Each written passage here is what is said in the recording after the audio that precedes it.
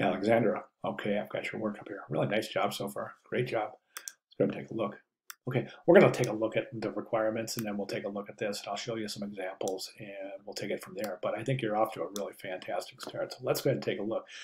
Ideation of the problem. This could be, I think this could be a little more detailed. I definitely think it could be more detailed. So just try to give a little bit more detail on the ideation of the problem and the idea for the app. Okay, then you have your target audience. And again, these aren't design pages, and I think that you understand that this is, as a process book, should be designed. So that's great. You know, target audience demographics, marital status, and so yeah, I just really think this through. Okay, so for example, marital status, is it important if this is set for people who are in the business world as a way to exchange business cards? Is it really important that what their marital status is? I don't see it as being now bachelor's level. That's relevant. Media habits, frequent users. I would give a little bit more frequent users maybe, but they should be a little bit more tech savvy just because they're going to a completely digital version of something that was otherwise known as an analog process for centuries, or at least for 100 years or so since the inception of business cards. So keep that in mind. Really, really try to define that target audience to a higher degree. You might consider giving reasons as well. So ages 22 to 38. Why ages 22 to 38? Maybe those are the ages of prime business years. But 38 seems kind of young, as most of us work into our 60s in our careers. So you might consider that. And then, again, as I said, try to give reasons for your targets. You have four main features. That's fantastic. Then you have your competitors. So when you go to your competitors, again, really try to give the pros and the cons, and maybe even have a look at what the competitors are. I recommend at least 2 competitors. Building blocks, that's good. That's an interesting page right there, though. Personas. These aren't personas. These are just basic characteristics of the target audience. So these aren't personas per se. These are. Okay, so these are personas, and what you want to do is, again, more detail here. Let me show you a persona page for, okay, it looks like I might have closed something.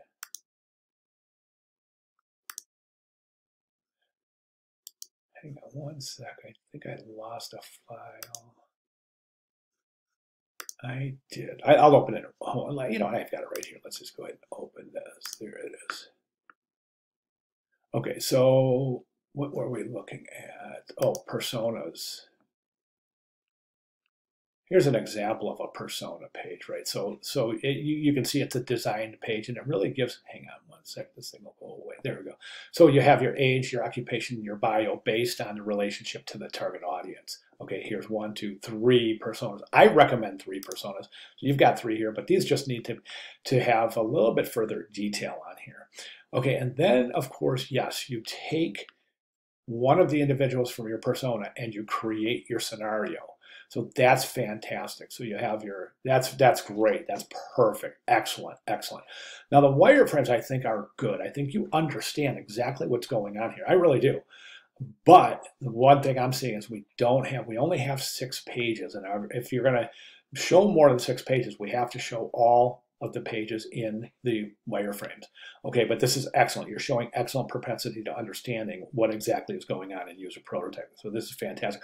So here's your wireframes, right? And then your wireframes are transposed right into your user prototyping. So basically what you would do is you would cut each one of these out. Let me give you an example. So first of all, yes, really great job. You're right in there. So I'm not really concerned about being behind or anything, but let's just take a real quick look at this as an example. This is the Waste Not app, and again, this is available over in the course announcement titled Week 2 Assignment Examples. So you can take a look at that. There's another example in there that's of relative importance too, because it's a great example. Here's the problem, the solution, main features and functions, target market. Note how we have demographics, needs, behaviors, and values. So this is really defined to a high degree. Then we have competition, including pros and cons. There's 2 competitors there. Here's our personas. We have 3 personas. All right, and then that goes off into the sketched scenario from the persona. Then we have our wireframe sketches. Okay, so note there's 12 wireframe sketches here.